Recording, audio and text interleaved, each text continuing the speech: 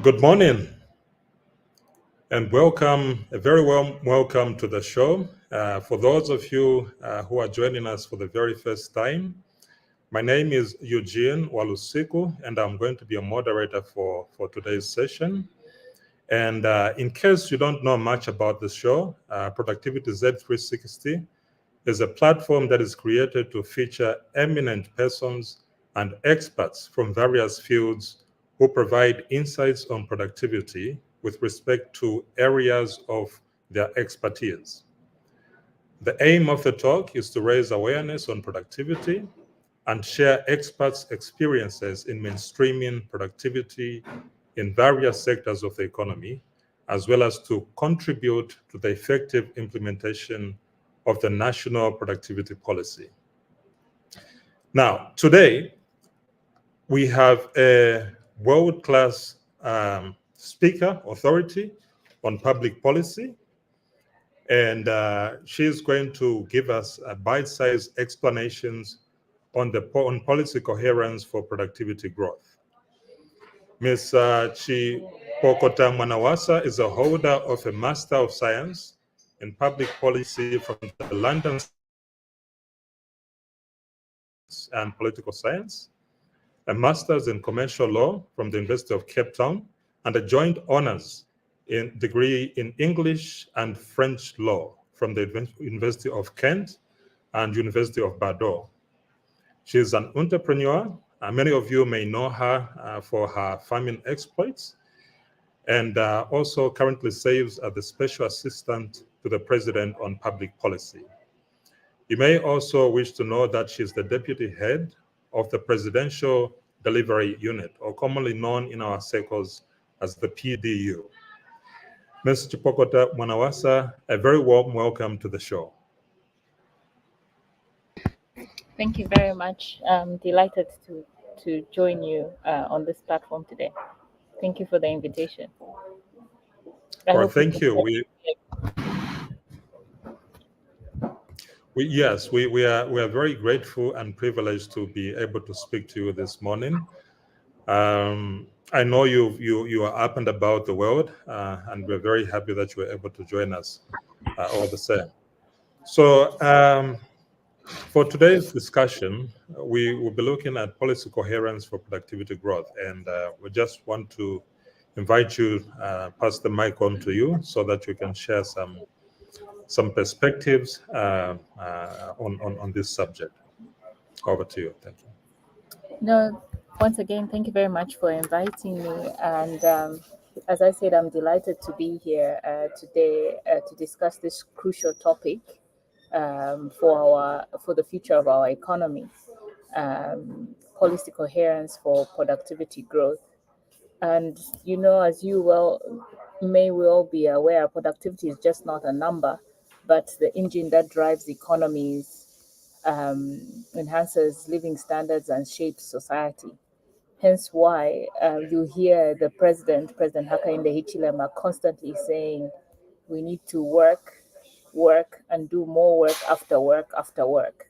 So what the President is trying to emphasize there is the importance of productivity. Now, I'll just make a few points and maybe open it up for questions, just to maybe provide some context or share some insights and thoughts on the subject matter. So policy coherence for productivity growth can be loosely referred to as the alignment or the need for alignment for different sectors such as education, labor, trade, and industry, innovation, to work together to create a conducive environment for increased efficiency and output. I mentioned those sectors just as an example, but the idea is that sectors should speak together. There should be an interconnection, amongst these policies. And to achieve this, obviously, you need interconnected policies. You need wide stakeholder engagement, which does not include just government speaking to themselves, but deliberate engagement with people in the labor force, workers, employees, business, government, private sector. And this is why this administration has been very deliberate, to establish the public-private dialogue forum, which is a platform to encourage constant dialogue between the private sector and government, the public sector. In addition to the existing Business Regulation Authority, the Zambia Development Agency, the PPDF was created, and so was the Presidential Delivery Unit, to constantly have that stakeholder engagement for the improvement of productivity that will obviously translate into economic growth. Another aspect that is required to achieve the subject matter of policy coherence for productivity growth is having a clear true north. So a clear long-term vision, medium-term vision, and immediate vision. And I'll speak a little bit about that later. But I also want to highlight just these points. So interconnected policies, stakeholder engagement, having a clear vision both in the long term and the immediate term and in between, and also having very clear M&E, so monitoring and evaluation, as well as last but not least, which is having innovation and sustainability aspects to these to the policies that you're implementing for productivity growth. The second point I wanted to mention, so other than just the opening, is to give a bit more insight on what some of the key policies as examples that government has put in place to respond to this. So, for example, I'll use agriculture, mining, and energy and human capital development as examples. So, in the agriculture sector, the True North, some of you may have heard, it's been defined now, for example, that we're aiming to produce at least 10 million metric tons of maize, that we should be a country that's able to produce 10 million metric tons of maize by 2027. From the current just below 3 million or around 3 million metric tons. So we're hoping to grow more than threefold. There's a clear true north also on soya beans and wheat that we are trying to grow from just below or around 500,000 metric tons to at least 1 million at minimum. And to achieve this, so some of the policies that have been put in place, coherent policies to get to that target, is you would have heard of the credit window. So trying to support beyond FISIP, as you know it. So having a complete agriculture program, the CASP, as a policy, and having the credit window in there where people are able to get sustainable financing, bigger financing, not just for social aspects to support those producing on FISIP, but those who are emerging farmers to graduate from small-scale farmers to medium and large commercial farmers. The mechanization strategy also, that you can't continuously farm with just the hoe and pick. So being deliberate about making sure that farmers have got access to irrigation, access to tractors, etc. And also receipt warehousing, where beyond the strategic reserve, you have a mechanism that has offtake. So you actually offtake the product of the farmer, and they are guaranteed that if they produce, their produce will actually be bought and it won't go bad, or they won't make a loss. So we are encouraging the private sector in receipt warehousing, and this has already started and it's worked out well. Despite the drought, we had Zames, for example, buying a lot of the maize alongside the Food Reserve Agency, and this will also make sure that once we have enough produce in the country, there's enough for export, speaking again to the productivity of the country. So you're getting more people, farming, but they're just not farming at a loss. They're actually being productive and making money, and able to look after themselves. Mining is another example. So there's been mining reforms to achieve the target of 3 million tons of copper by 2031. Again, this is an entire value chain that we're looking at, beyond just, the raw material, adding value to our copper by also mapping out. A feasibility study has now been done on the electric vehicle value chain, starting with the fact that we should be able to make a battery precursor, graduate to a battery, and eventually a car. And the coherence here has seen the Ministry of Mines, the Ministry of Commerce and Trade, come together, as well as the Ministry of Finance, and say, how do we get to a battery precursor? And one of those aspects that we need to increase the amount of copper we actually produce. So you would have heard that there was a flag off for the mapping of the country. The country hasn't been mapped for minerals since the 1970s. And then only below half of the country was mapped. So we're hoping to get that so that we get more mining. But also now we are establishing an electric vehicle industrial park on the copper belt in Ndola.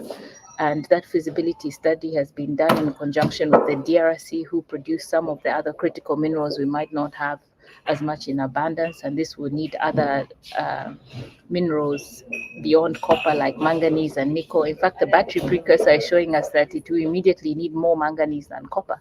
So we need to get that manganese coming out from where it's more dominant. Those are central and northern provinces. But for you to be able to know where it is, you need to map the country.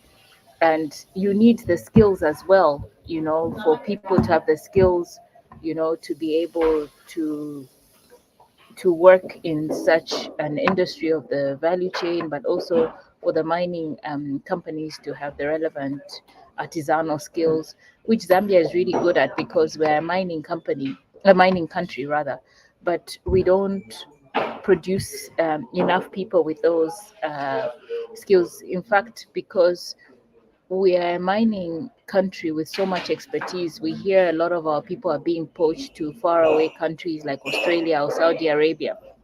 So it means we need to produce even more people with those skills for the domestic requirement, but also to export jobs. And this has been a deliberate policy decision by government to put in a CDF skills training program that can support those who want to skill up at different levels, not just artisanal for mining, but also other industries like plumbing, which we can also improve on. We hear there's a lot of the people who are skilled in that trade within the country are mostly from across the borders, but there's no excuse for us not to also build capacity within the country. Last but not least, I'll go really quickly. Some other policy decisions that have been made, and you see how they all speak together. Infrastructure and trade. So for you, if we're going to produce agriculture produce and more mining produce, for us to be competitive, we need the infrastructure to move these goods across the country. There is no reason to produce so much grain, for example, in the western part of the country, or in the northern part of the country where we had good rains, for example, this year, if we can't get it to the other parts where it's needed. So we need more road and rail infrastructure to improve the existing. We need airports, to make it faster and quicker for people who want to do business to get to certain places. So you would have seen now the deliberateness in that, despite the fact that we've been paying our debt restructure dues, the president has been very categorical about still being able to do big infrastructure projects off the balance sheet using the PPP model.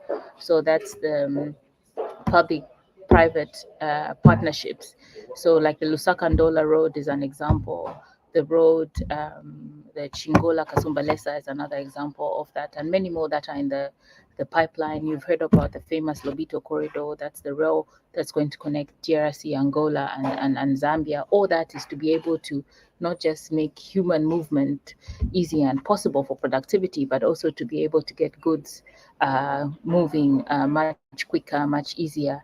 And there's also deliberateness to get the borders more efficient and effective. So you hear of all the borders that have been earmarked as priority to start with, because we can't do everything at the same time with the limited pocket and budget we have, but some are being prioritized, or that to open up the country for agriculture and mining produce, because you would have increased your productivity and people need to get their goods sold and moved. So enhancing the Nankonde border, opening up new ones with the DRC, for instance, etc. And that is part of the infrastructure that's being put in place. Provincial airports, the Kasama airport was recently done, and all these aerodromes. It would just not be for tourism, but also for business. So opening up that infrastructure, very important. We can't talk about anything to do with productivity without energy, and we're currently grappling with that as a country due to the drought that has hit us. But there's deliberate measures in place to improve the production and accessibility of energy. Currently, only about 30% of the population has got access to power. And so you are not just dealing with the drought in that we need to bring that 30% back online, but you also need to increase access to power. So encouraging more renewable energies, to have an energy mix beyond hydro, so solar, wind. There's been special tax incentives that have been put in place to allow for those policies to be actualized, to encourage people to invest in solar and wind. And there are projects that we're watching from the Presidential Delivery Unit on a daily basis to bring online. But more importantly is to have an energy mix beyond these renewables, is that we're also pushing and encouraging for core projects beyond Mamba. So Mamba has been critical during the drought. It means that more investment in coal is key. We've heard of, whilst there's talk about that this would affect climate considerations, there is technology now that makes that production of coal power more efficient and less damaging to the environment. We've seen economies world over that have been built on coal, especially in Europe and the West in particular. So why can't Zambia? So having that energy mix in a situation where you don't have rain and you're reliant on hydro, you would at least have a fallback on an alternative like coal. So very deliberate policies around energy, bringing in as well open access, for people to be able to trade power, and also for even individuals to produce solar power and sell it back to the grid. So that's been very deliberate, and it's new in this government. Last but not least, most importantly, is human capital. I spoke to the deliberateness of enhancing skills through CDF, free education, and other education policies that have been put in place. So we have a more educated and skilled labor force, as well as now an enhanced curriculum, so that even as you come out of school, you are more competitive in comparison to other people who would be looking for similar opportunities. So there's an enhanced curriculum in place, and some of these things don't obviously happen overnight, but we'll see them gradually contributing to economic growth and productivity over time.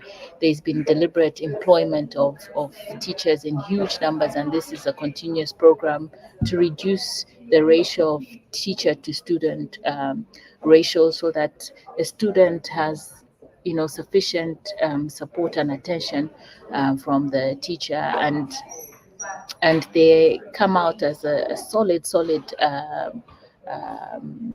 human that can contribute obviously to the economic and productive growth of the country.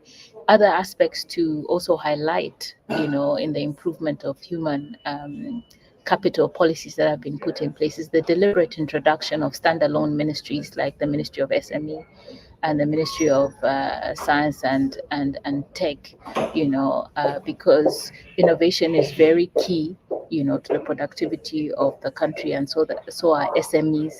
In fact, you can't grow an economy without a thriving private sector, and the private sector includes entrepreneurs, and those need to be supported. We've seen deliberate and more money being put to CEC, for example, and other market booster loans to enhance this entrepreneurial base in the country and support the private sector in that regard, that level of the pyramid, and all those essentially would contribute to the productivity of the country and consequently to the economic growth.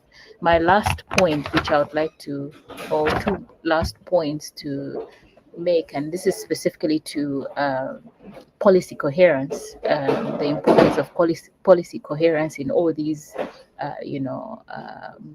areas of productivity that I've highlighted that government has been very deliberate to introduce, is that measures are in place to ensure policy coherence through the National Development Plan. We're on the 8th National Development Plan, and this was deliberate to make sure that everything speaks to each other. So we have a clear, broader, true north that we're looking at as a country. And then you have beyond the National Development Plan, uh, because we are in a phase of decentralizing to be more effective as a country and have productivity not just at central government or just in Lusaka as it's widely known, but also have productivity at community level, and in this case at constituency level. There are constituency development plans in place. Not all constituencies have them.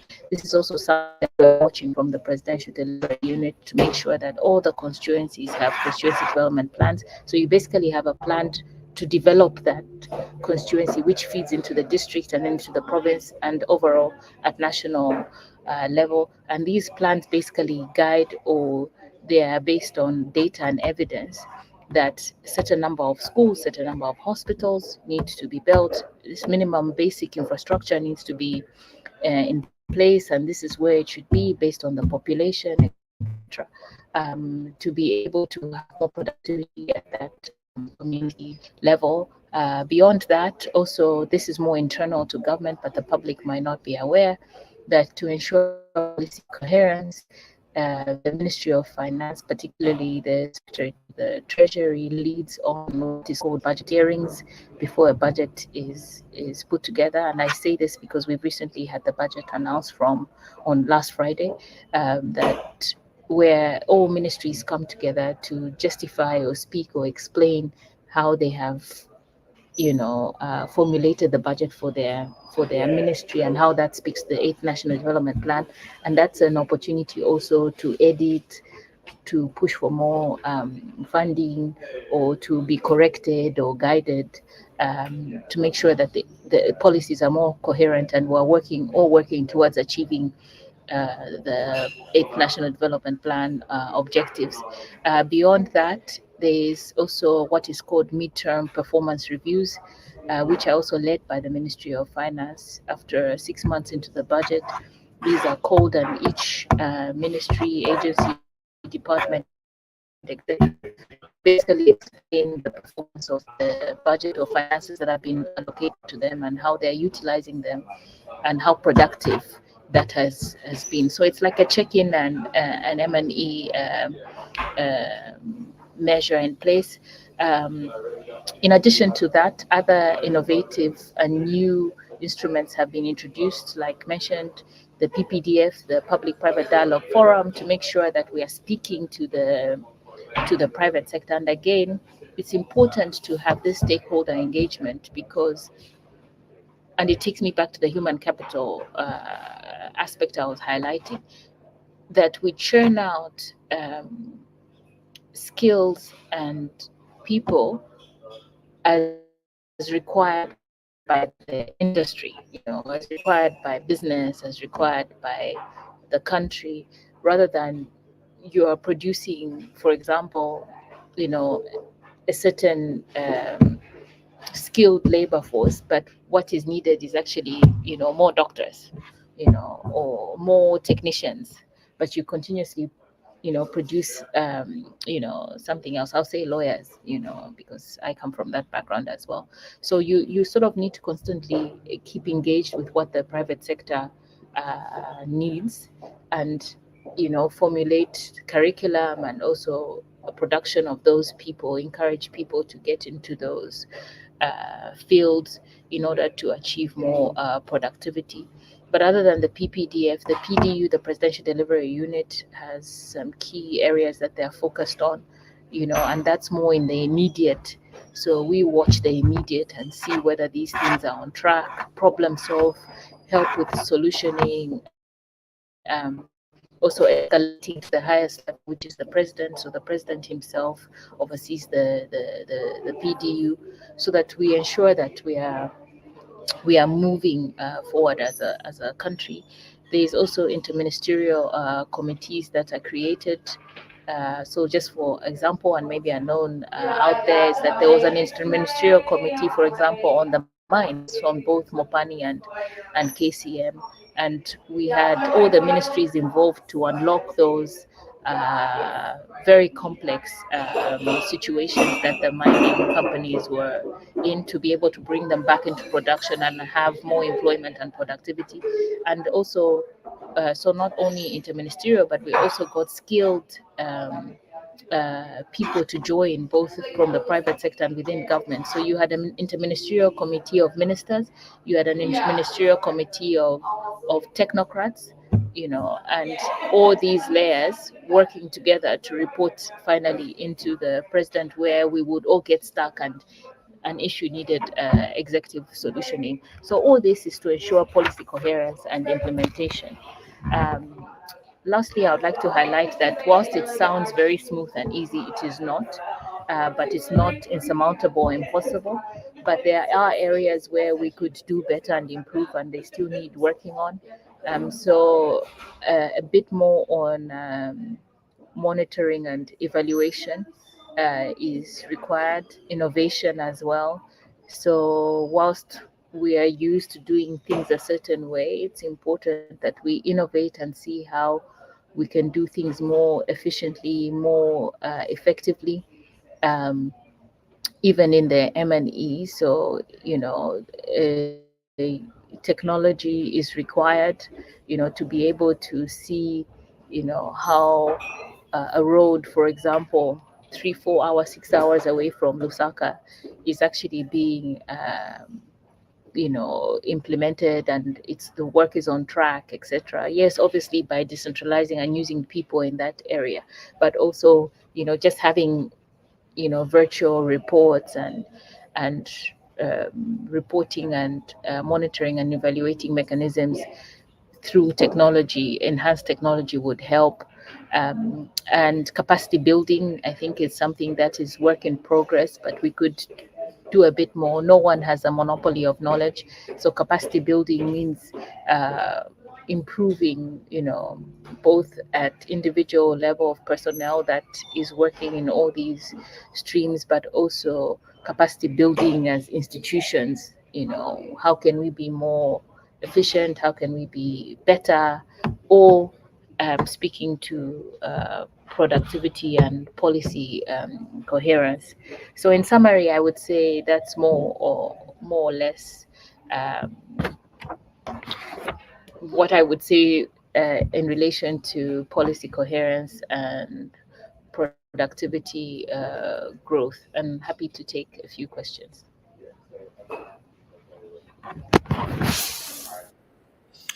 All right. Thank you for that. I have to admit, you mentioned that it sounds smooth and easy, but I have to admit that I think even for me, I'd say I had underestimated the amount of work that is involved. And when you speak of, for example, the need for stakeholder engagement so that there's shared understanding, as well as the ripple effects of if you want to have a battery making facility, what that means in terms of your manganese production, what that means in terms of the people that are required to support that production, and it just keeps on going on and on and on. So I think it's just to appreciate how you've put all of this together. I think even for people like me, it's really useful to see the full picture of things, and also the long-term context within which some of these may need to be achieved. We have a few questions. I can see we have a few questions on the blog. Let me just check. We have from, is it Mayamba Mwenya? And some of them are comments, but I'll go for the questions about the farming block. I'm not sure if this fits into what you touched on agriculture, but there's a Happy to speak to it. I didn't speak to everything. We would be here for months. But yes, happy. Okay. What's the question on farm? On how far with building the farming blocks, and then there's to that saying is the construction of 3 large farm blocks in each province and large harvesting dams. Construction of 3 large farm blocks in each province and large water harvesting dams. And then on these farms, we have solar energy pumping water to top reservoir during the day. I'm trying to understand this question, but I'm not sure if some you're familiar sound like ideas or proposals, but it's I have an idea of some. Okay. Then the second one is, what will be your suggestion regarding the need for institutions driving the economic transformation agenda to work together? I'm not sure if you got that. Just repeat it for me. What will be your suggestion for? Regarding the need for institutions driving the economic transformation agenda to work together. All right. I think we can take those 2, then we'll see if others are still coming. Okay, so I think there was a mixture of a question and some suggestions on farm blocks. So farm blocks are actually part of the economic transformation agenda on agriculture. And this, if you look back into the history of the country, you see that some of it started before and then stalled, and then we're now trying to actually drive it and actualize it. So basic, first to explain and give context, that True North vision is that across the country, there is about 1 million hectares of land that has been put aside, okay, for farming. And this is approximately, at minimum, 100,000 hectares in each province. Okay, and we have 10 provinces. So there is plus minus 100,000 hectares of land in each province to basically create an agriculture productivity zone. The design, as far as I understand it, is that you're supposed to have an anchor tenant. So, an anchor commercial corporate farming giant, to take a significant amount of that farm block and then have other farms around it, because that then is like a ShopRite in East Park or a ShopRite in Manda Hill, that drives, tractor companies, mechanization companies, suppliers of inputs, etc. And then everyone else benefits from that. Now, in terms of review of how far we are actually pretty close to get some of these going. And like I said in the beginning, that sometimes you get to a point where you realize you can't do everything. Otherwise, you end up doing nothing. So we have 10 places, and we thought at least if we even just get one right, or we get a few right, we would have made progress. So that review, I think the first layer is to make sure that we have some reputable anchor corporate commercial size agriculture blocks or tenants, like the life size of like Brazilian farms, which farm just 10,000 hectares is one field, literally. So there's a short list, and that is being driven by the Minister of Finance and the Minister of Agriculture alongside each other, because obviously the whole idea is to get productivity and economic growth from that. There is interest from people like me and yourselves who want to also grow commercial or smallholder farming. I think those applications have also been taken in, but I think the priority first is to get in the big anchor tenants that will drive and support the existence of that farm block, to bring in infrastructure like roads, electricity, etc. So we are close. There's a short list that has been done, and it just needs to be finalized. Construction of, so it's not necessarily 3 large farm blocks in each province. So like I've explained it, water harvesting is a big thing. Again, you would have heard the president speaking continuously about this, and there's been an increased number of dams, both in last year's budget and this year, of these that need to come online, and some of them will also just be enhanced, improved to have more capacity.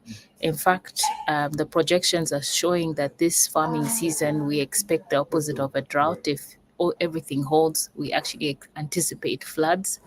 So it's a good year to actually capture some of that water for a dry period, or to actually increase productivity again throughout the year. So the president has been categorical, telling us that he's tired. He doesn't want to be going to launch a farming season, because the farming season should be throughout the year. Now, how do you get farming throughout the year? Is obviously to have dams and irrigation, so that will also improve productivity. So we should actually be able to produce, seasonal rain-fed maize. You then produce your winter maize, and then you produce your early maize. From early maize, you go into your rain-fed maize, and you would have productivity for the agriculture sector throughout the year. Solar, it goes without saying, and it sounded like a proposal to say that there should be solar pumping. I think the dam is the first phase, and also we should come back to this in the second question. I think there's also an element for ourselves as people to apply ourselves. So whilst government will provide the basic, infrastructure, and also put solar pumping mechanisms wherever possible, I think these mechanisms being put in place, like SAF, the credit window, should also allow people to access those funds to then now bring it a step forward and invest in a solar pump to support your farming ventures, notwithstanding the fact that wherever possible, government will do what they are supposed to do to provide the basic infrastructure, including solar pumping if need be. And that's where we're going, to get off the grid as much as possible, so that it doesn't affect our productivity. What is my suggestion regarding the need for institutions driving economic transformation working together?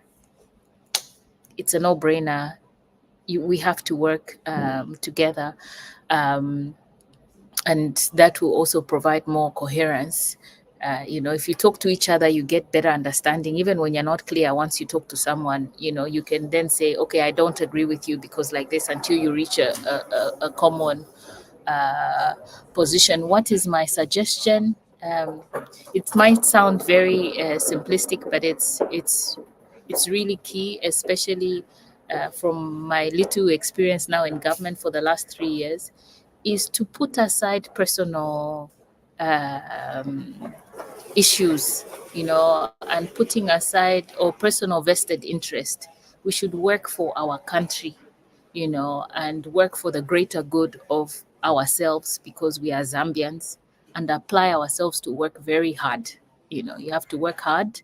You have to put aside your personal vested interest, and you work for the greater good of the country if we want to achieve economic transformation. No one else is coming to save us. There's no one else who's going to liberate or get Zambia growing other than ourselves. So we really need to apply ourselves. And this is us working for the next generation and generations to come after us. We are very lucky that our founding fathers built a solid foundation. Hadn't people like KK, applied themselves and put the country first, built all this basic infrastructure from schools to healthcare. I mean, we still rely on hospitals like UTH and others across the country built from that time. Hadn't they done their part, we wouldn't have access to any of these things. So we should also build for the next generations and the future and the greater good of our country, is my suggestion. And we tend not to have that in sight. I think as institutions and people who are working for economic transformation, it's really up to us. No one is coming to save us. So yeah, don't know if there are any other questions. All right. There is one. There's one from Henry, and thank you for that. Says, good morning. In your professional opinion, how far has the government come in actualizing 8 national development plans? Okay, is there another question, or do you want me to go ahead and answer? So other question, I think, you've already tackled it, because the question was on, there are so many things that are happening sometimes.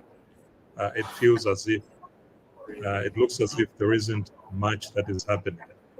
But so what can stakeholders do to support this? But your explanation, I think you've already tackled that. Yeah, I can still touch on a little bit, but how far is government from achieving the 8th National Development Plan? I think we need to work a bit faster.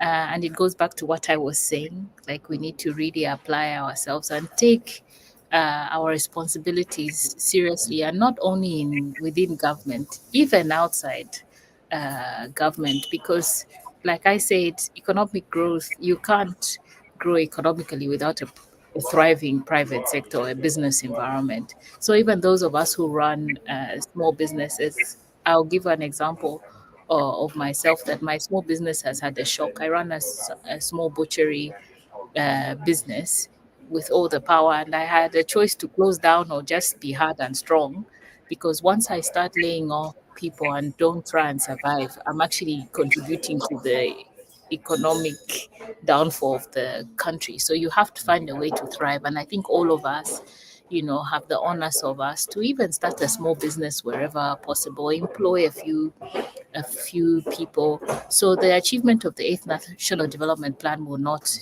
just be a question of government. That's why it's also a public document. We should see where we can play a role. In terms of how far, I wouldn't put a date, but I just think that we could work a bit faster and harder so that we meet those targets. But I'm also happy to come back to this platform and give you a bit more data. I'll go and look into that and see where we are. But we are doing quite well under difficult circumstances. We're still growing positively rather than on the negative trajectory in terms of GDP. So that's a good sign and signal. But we'll have to make up for those numbers. So in this coming year, we have to work, double to make up for the loss, and also make up for that year as well, to achieve the 8th National Development Plan. So slowly but surely. Then there was a thing about that so much is going on. I think, yes, I think a platform like this also, and thank you for the opportunity, helps people engage a bit more and have a better idea. I think we need to communicate better and allow people to ask questions. And the issue of coherence is very important. Sometimes, because we are not speaking on platforms or communicating this way, it's very difficult to connect 1+1. So you say, oh, the country is mapping, but you can't see how that speaks to the electric vehicle value chain, or the country is mechanizing for agriculture, but you can't see how that speaks to the production of food and making the country more secure and increasing export. Right now, our export earnings, 70% of Zambia's export earnings is all from copper. So we sort of need to diversify the economy and push in a bit more from other sectors, including, and the lowest hanging fruit and so feasible is agriculture. So that will also make us more secure, so that if there's a fluctuation in metal prices out there, we are not affected adversely or hugely, because we have a fallback in terms of what else, what another pillar that holds the economy strong beyond mining. So yeah. All right. Thank you. Thank you. I'm actually looking for words, but I think I can't put it any better than you have. And I'm afraid that is all the time that we had for today's show. Again, let me just appreciate your making time to be with us on the show, and to all the viewers who were following. Thank you. We will be back again next month with another episode for you. But on this note, on this time around, let me just thank Ms. Chipokota Mwanawasa. You have really put it in simple terms to understand, just under an hour. And so, yeah, well, thank you. And I almost forgot, there was a question on how people can contact you. Oh yes. Not sure how. Yeah. So I'll type it in the chat. I mean, but please do not just send me "How are you?" because I'm a very busy person. Please send a complete message with what we need to work on. Then I respond quicker. But also, I'm sending my email address. Please don't get frustrated if I don't pick up a call. Send a message or send an email, and I prefer work related, because we're talking about productivity. I'm really tight with time, and I'm trying to work as hard as you are. So if we can just be productive in that score. But also, as a last thing, if there's one takeaway from this conversation, especially that it's centered on productivity, as the president Hakainde Hichilema says, work after work after work after work and more work, I think is what is going to help us achieve more productivity, and that translates into the economy and economic growth. If there's anything you're going to remember from this session, I think that's what you should take away. Thank you once more. And to our viewers, until next month, and please remember to subscribe, hit the like button, and to enjoy more content on productivity. Thank you. Thank you very much, and speak soon. And happy to share my email. Yeah. All right. Thank you.